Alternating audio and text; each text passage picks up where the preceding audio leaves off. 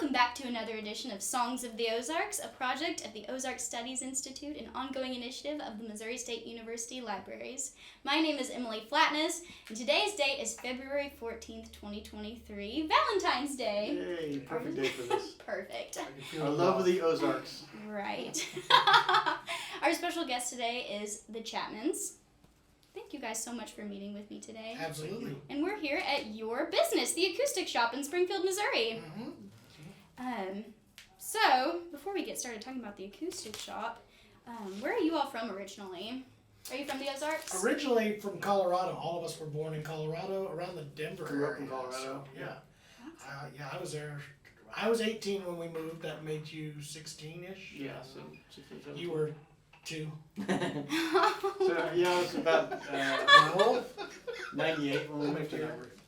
Yeah. So we've actually lived in the Ozarks longer than we lived in Colorado now, so Wow. I guess we're officially Ozarkians. Right.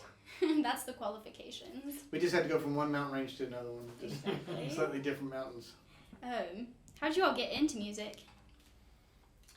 I think the same way a lot of bluegrass people do is, going to festivals and then the jam session culture where you find other friends that have instruments and they start jamming. So it started with Dad and John having some friends over. My Dad actually had more of an interest. He played music from early age. He played organ and Not the state, piano. the instrument. Oregon. piano, organ. And when he got to Colorado, he got an interest in banjo through the normal means of The John Denver what's it? movement. No, it wasn't the John Denver. It's what's his name? Pete Seeger. Pete Seeger banjo. Wow. He got into it from that aspect of it, and then became more bluegrass, and then Hot Rise. He followed those guys out in Colorado because they were really popular at the time, and then, like Jeremy said, they got into the jam session culture and started going from there. Yeah, it's contagious once you get people playing music around you. You just kind of want to join in, get an instrument, and be a part of it. So it was accidental. In comparison to the Ozarks, how much of a jamming culture is there in Colorado? A different one. I would say, I wouldn't say it's, I don't know, this is a hard one because I know there's a lot of players and a lot of stuff in the Ozarks area, and there are regular ones, but honestly there was out there too, even though it's not stated as an area that was built for old time and bluegrass and acoustic music. We had a regular jam session. Every first and third Thursday was a jam session at Ralph's Top Shop, which was a countertop place that did custom countertops. They did Korean counters. That's right. Beer counters. Sweep up all the dust and then. I remember have being a jam little session. kid there and having all this scary equipment around you and thinking, well, it could be bad if somebody turned it on during a jam. But that was cool. But we did, and it was every other week, and there were other jam sessions as well. And big So, festivals too. yeah. I mean, there's 2 of the major festivals in the U.S. were there. I mean, one that turned into Rocky Grass. It was the Rocky Mountain Bluegrass Festival, and then the Midwinter Festival was always a big one. Brought Ham Jack. So there was quite a bit of culture there, bluegrass culture, I think. Yeah, it was just different. I don't think it was like part of the overall state's culture, Yeah, but there was a group of people that were all in. It's less of an identity of the actual location you're in. It's more of the music based there. So people just really enjoyed playing the music. They didn't really associate themselves with creating something that's homegrown. It's more they just enjoyed that style of music. Where in the Ozarks, there is a bit of this is our area, this is our tradition, especially in the old time fiddle stuff. When I got to travel to a couple of fiddle jams with Gordon McCann, it is definitely, this is a homegrown tradition that has a pride of being local and part of the Ozarks. And a different style of jamming. When I went to the first fiddle jam, in the bluegrass jams, you kind of all take turns. Everybody gets a solo, and it is like a collaborative, make a song together. Where fiddle jams, it's almost like each person gets a chance, and this is their song, and you can back them up for their jam. So it took me a while to realize I wasn't going to get a chance to play a solo every time. The truth is, nobody wanted you to It might have play. been it. They might have just changed it. Right. The festival culture was also different out here. When we first started coming out here, there's like those top festivals out west that are the singular events per year. And out here, when we came out here, it was like, 15 festivals a week. You know, every city had or every small town in Missouri had a festival at the time. Pretty much. There was a lot of festivals just in Missouri and Wow. the Midwest, so it was totally different One of the culture. reasons we but it's the same- relocated here was yeah. just we were Really? playing in Missouri so often, driving back and forth across Kansas to get back out here. But there was 2 or 3 festivals going on every weekend through the summer, so Wow. it was definitely a different experience. It basically was a family that kind of moved from festival to festival. Right. When did the Chapmans start playing as a band and not just The piddling around? official year was 1989. Yeah. Was the very first paid shows of the Chapmans, and we kind of created a makeshift promo photo in the back of. My mom worked at a car stereo installation place, and we stood in the back Did a parking tent, lot and made a promo picture. We filmed, or not filmed, but we kind of started playing just some local shows. The A Bear lot of Valley mall Inn. shows, Bear Yeah. Valley Inn, which is a restaurant. Mall Restaurant shows. slash bar. Playing So that was shopping malls. a project that you talked about. How did the Chapmans get into it? Dad's first exposure to bluegrass music was a group that was doing a shopping mall, small indoor festival for the day. There were like 3 bands, and he kind of got exposed to it there, kind of got really into it. And then later when we started playing, right about, I'd say 1991, Dad decided to take on that project himself, and he created a whole series of mall shows. Contacted the shopping malls, which are a lot of them in the Denver area. It's a big nucleus of people and shopping. So he started creating, and it turned into almost 2 times a year. Almost every shopping mall would have a small indoor festival that we kind of ran a project with. It was fun. And Dad was really kind of spearhead of that, bringing it back, because it was what got him interested in it. And we'd have, 3 or 4 bands, and Yeah. it was really funny. The retail stores would really get into it. They felt that music actually upped the shopping for the sales numbers and that kind of People in a stuff. buying mood, I guess. Yeah. No kidding. So So old time is not as big in Colorado as bluegrass music, correct? I don't know. I wouldn't be weren't able to involved speak in to it, that. yeah. Yeah, it wasn't necessarily the. I think it It was seems like there. there are clans, like even in Missouri where Ozarks and old time music is pretty prevalent, there's almost different camps. You got kind of the bluegrass camp, you got the traditional fiddle players camp, and then you got the old time music camp. And a lot of times they don't get along well, which is kind of funny. They all have their own rules and their own way of doing things. And I remember when we first opened the shop, we talked about doing your fiddle jam, which we did for about a year or two, which every other Thursday we would have old time fiddle jam here. But the two didn't really interact well together because they just had different ways of approaching playing music. And I know when we first announced that, we had a bunch of old time fiddlers saying, well, we can't have banjos, we don't want this, and here's all the rules we have to establish. Very structured. Very structured, and the bluegrass same way, they have their kind of their own little factions. But one thing I can say I about think Colorado probably had that. But when we started touring, Colorado had a really strong traditional bluegrass following. I mean, everything that came out of Colorado had to be strictly. It was very popular at the time, like either be the early 2000s, mid 2000s. So I'd imagine that would bleed over into the old timey too. I so. believe there is a pretty strong base for that. As with all musics, it's and with people in music or art in general, my music, my art is better than yours, and this is the way it should be, and which is fine. That's the way we are as a culture, and that's just that kind of survival mentality of especially non-popular music genres. We really want to try to save and make those Preserve it. preserved in our own special way.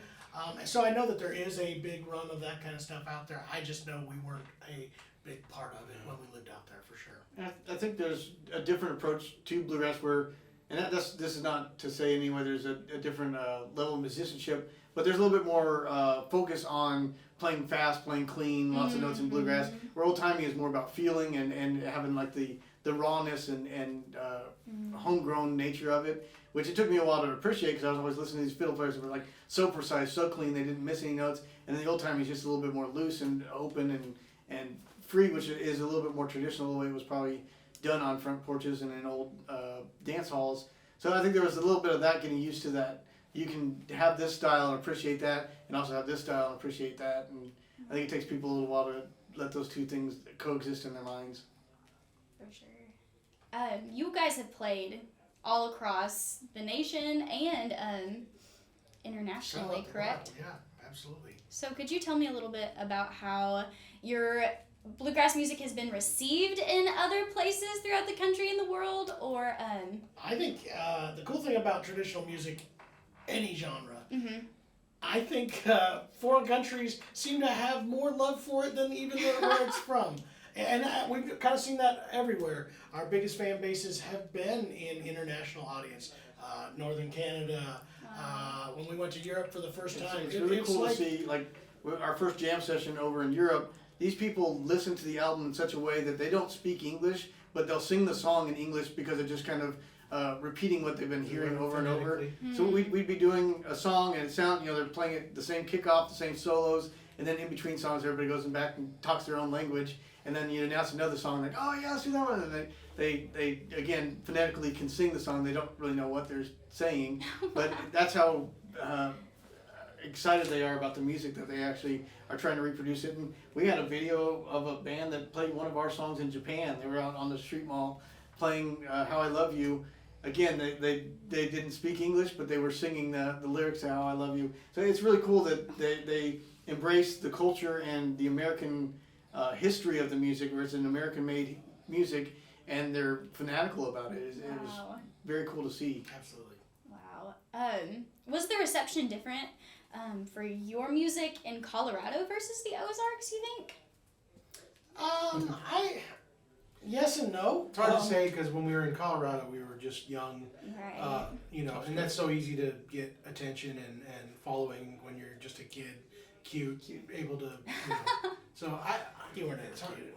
it's hard to say because it was two different I do know. worlds for us at the time. I think we felt both ways the influence. Because when we were playing Colorado a lot and growing up in Colorado, we kind of had a Colorado sound and the influence we had out there. When we came more to the Midwest, we started to get some of that North Carolina influence and some of that the bluegrass, the like Third Time Out and Lonesome River Band influence. And then when we would go back to Colorado, they were the ones that actually said, "Man, you guys have changed your sound. You're more of that North Carolina sound now." And so I think it was almost the reverse, where when we went back to Colorado, they I noticed. think it's just like anything. Wow. If you move somewhere, your accent changes.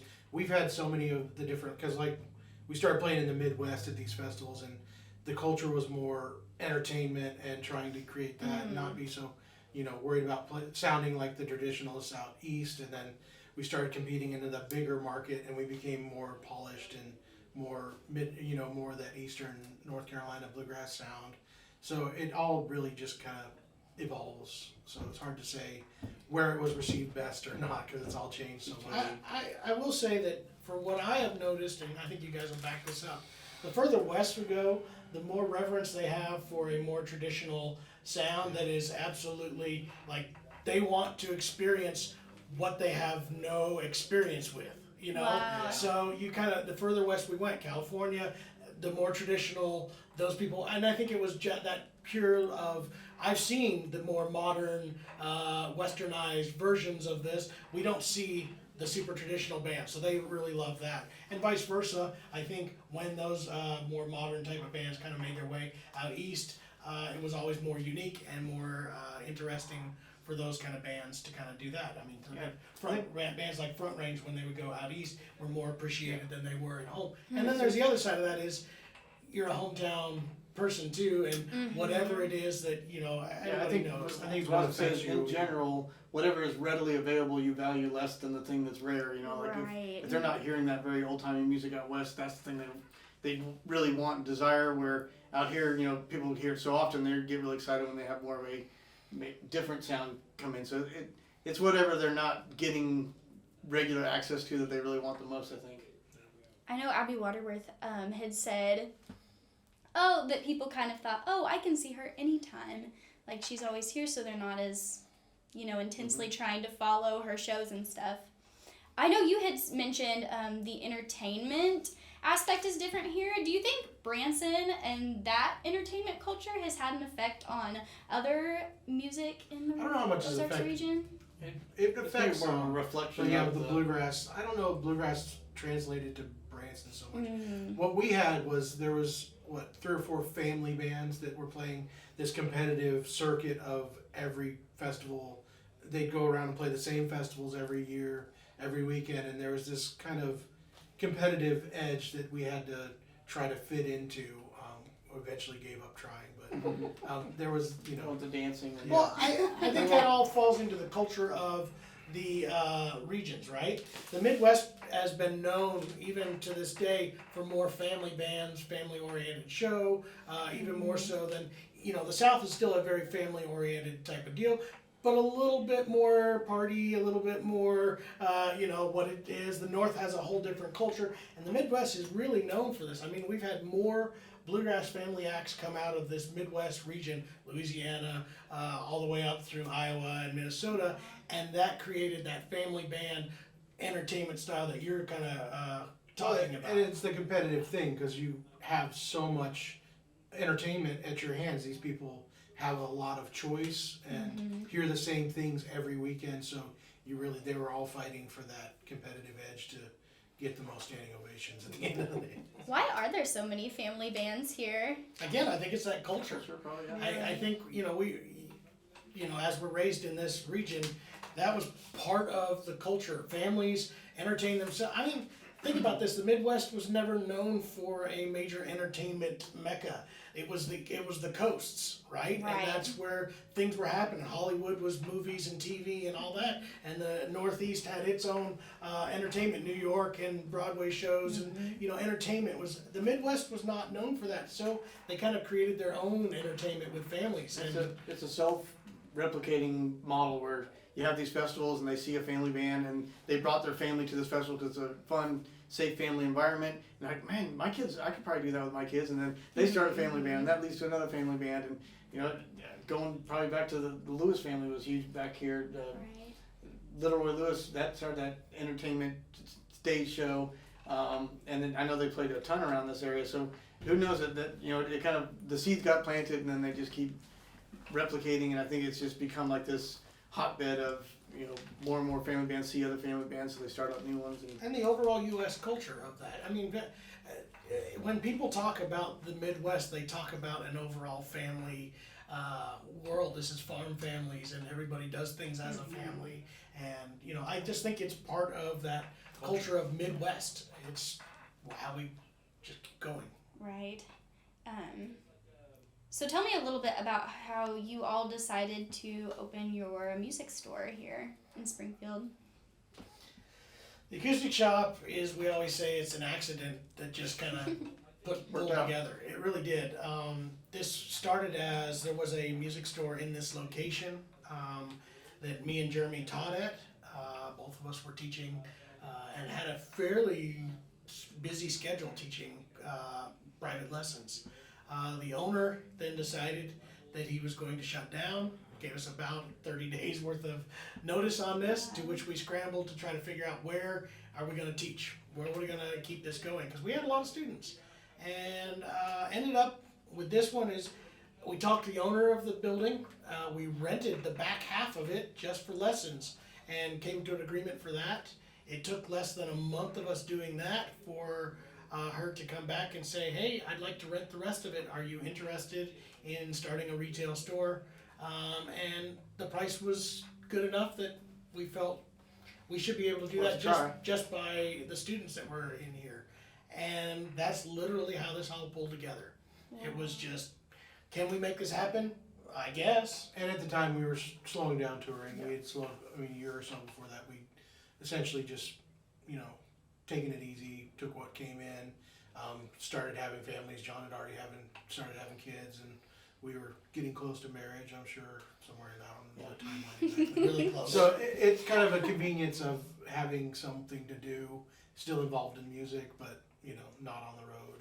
And related to your subject matter, there really wasn't a music store in this area that catered to the sounds of the Ozarks, like the instrumentation of the Ozarks. There's some really big retail music stores in town that are very successful nationally, but they are a little bit more the band and orchestra focus or electric customer. And we would go into those stores and say they just don't have a selection of instruments that I, as a bluegrass musician, or if I was an old-time fiddle player, none of those instruments were available in this market. You'd have to drive about an hour or two out of town to get there. So that was really there is kind of an opening for this. We know a lot of players around this area don't have a store that carries the instruments and accessories that would be for more old-timey or bluegrass music. So let's give it a shot. And it turned out, that was right, that a store like this can really thrive in the Ozarks because it's catering to those instruments and those people that are interested in that. So we kind of came up with we scrounged together some money. We got about $5,000 that we kind of scrounged together. Did a remodel of this building. Wow. We put in what inventory we could, and most of it was consignments and our own. We had so many instruments that said not for sale, just to put something on Make the it look wall. legitimate. Yeah, I think this wall started out with 4 guitars on it. And then the whole plan was always to pull friends and talk to people that we knew and get them involved. And then for the first 5 years, pretty much we just poured every dollar that would, if we sold something, that meant we could buy almost 2 of that same thing to put it back on the shelves. And we just poured it all back in. Wow. And now it's what it is. How does it feel to, I mean, you all have started so many young people in bluegrass and, you know, kind of inspired young people to continue spreading the culture of the Ozarks. First of all, sorry. You got one right here. here. Emily got her start here. That's right. I did. Awesome. Whenever it was the old music store. Sure enough. I think that is cool because we also got to experience. It's probably even cooler because we got to experience that when we were kids. There were some great mentors and music educators out in Colorado that really inspired us when we go to that jam session on a regular basis. All the players there were so encouraging. A lot of them would say, you know, you're cute now, but if you really want to take this seriously, practice and get better because eventually you're going to get older and people are going to expect you to know how to play your instrument. So they were very supportive that way and encouraging. Mm-hmm. So it's cool to see on the other end now teaching and also owning the music store where you can have that next generation that gets excited about the music and you kind of get to see them go through those same steps that we went through. And you never know where that could lead. I mean, I've seen some photos recently with Billy Strings when he got his first guitar or Molly Tuttle, you know, getting it from music store. Never knowing if one of these next guys picking up either is just going to get a lot of enjoyment personally out of it and that experience of the community of other players, or could take it to new heights and become, you know, international superstars because they got their start here, which is pretty cool and exciting. So you all have a whole passel of children. Are you, how do you feel about, you know, giving this musical gift to them and passing that on to the next generation of Chapmans? Get a real job.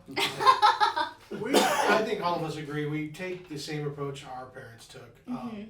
It's available. It's ready. It's up to you. We're not going to push you because, I mean, I was probably the most resistant to playing music seriously than any of these guys, and it was all just given and to do. I was pressured the most, I think, also, which is part of the reason why I rebelled against it. I think. Right. And honestly, with my kids, I'm being told by my oldest right now he wants to play bass like me. I said, if you want to do it, you're gonna work at it. I'm more than willing to give you all the tools and all the instruction I can give you. But if you want to do it, do it. If you don't do it. I mean, same. So it's completely up to them, in my opinion. They'll probably have more opportunity than we did. I think we've all seen, and speaking of all the family bands, especially that we grew up with around the area, we've seen some of them that were very pressured into doing it. Basically, it was the instruments were selected for them to make the band, and you're going to do this, and you're going to compete. And most of those, when they reached the age where they could move out on their own, put the instruments away and didn't play, or the band just completely disbanded. Right. Where, you know, we saw some other ones, you know, Nickel Creek's a great example of ones that were all just, they wanted to play, and they were so obsessed with it. And Josh Williams was another one, you know, and us, you know, as well. Mm-hmm. We weren't pushed into it. We were encouraged, and the opportunity was available to us. But because we weren't forced to do something we didn't want to do, it stuck. An example of that is Dad got the what would you say the influence from a local family band because they needed a fiddle player and I still wasn't playing at the time at all. So he got the suggestion to force me to play fiddle. Right. There was a time when I had to practice a certain amount of hours before I could do anything fun or play, and I completely rebelled against it. And you can see I never played fiddle and never will play fiddle. But there's that we saw a lot of that. That's because in the you're just Midwest. a jerk, though. Well, That's a totally different. I'm stubborn, but there was that. There was a lot of family bands that were like that. They were like, you know, you're gonna do this, or there were some worse consequences than I even had. I think personally we all hope that they pick it up because we know how much friendships we made because we played music, and I think how much it helps you with other subjects and matter and your math and just thinking of things differently. The dedication it takes to get really good at an instrument is transferable to other things in life. I think it's one of the things that's helped us with this music store is just having that experience of what it takes to be a good musician. You can relate to business, you can relate to relationships. It's just, there's a lot of pluses, so we all kind of hope that our kids pick up instruments, but it's going to be on their terms, I think. It's also extremely frustrating too. I'm gonna put this out there. I have 3 extremely talented kids. My son took guitar lessons from me for a short amount of time and picked it up extremely fast. He was one of my best students, but I don't want to push him, and he's got to a point where he's like, I got other things I'd rather be doing, and you got to sit back there and let that happen. Hope he comes back to it. And hope he comes back to it. It's frustrating to see that, but as a parent, I also know that if I blow up on this, that's not going to happen. Right. I'm sure there's a lot of pressure on that side also as they get older. Oh yeah, everybody's pushing that. Not to say we're the greatest musicians in the world, but there's an accomplishment there that I don't want to put on my kids. So. Yeah, for sure.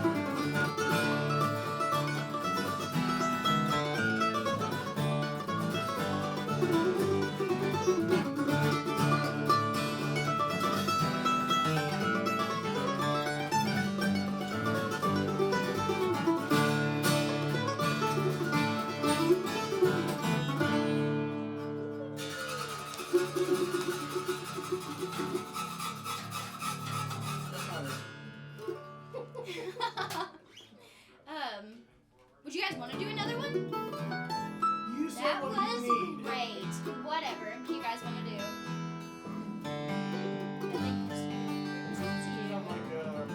All you do, hold on place. Oh, that's a great one to represent Ozarks. You can do it. Me kick it. I'll do it. 1, 2, 3.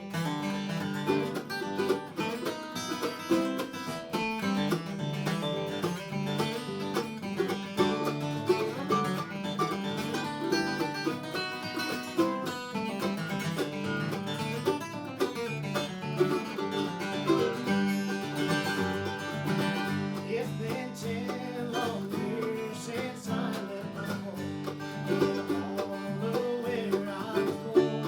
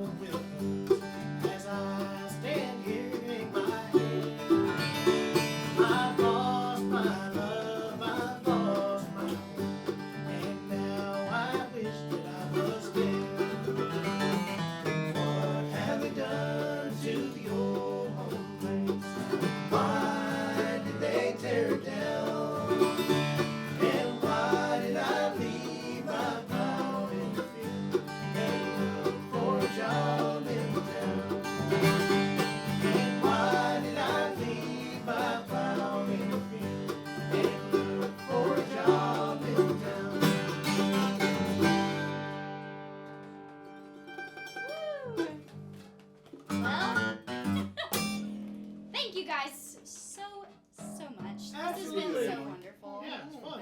Perfect songs, great interview. Perfect songs. I don't think that's correct. This has been another edition of Songs of the Ozarks. Thank you so much, Chapmans, for Absolutely. meeting Happy with to do me. it.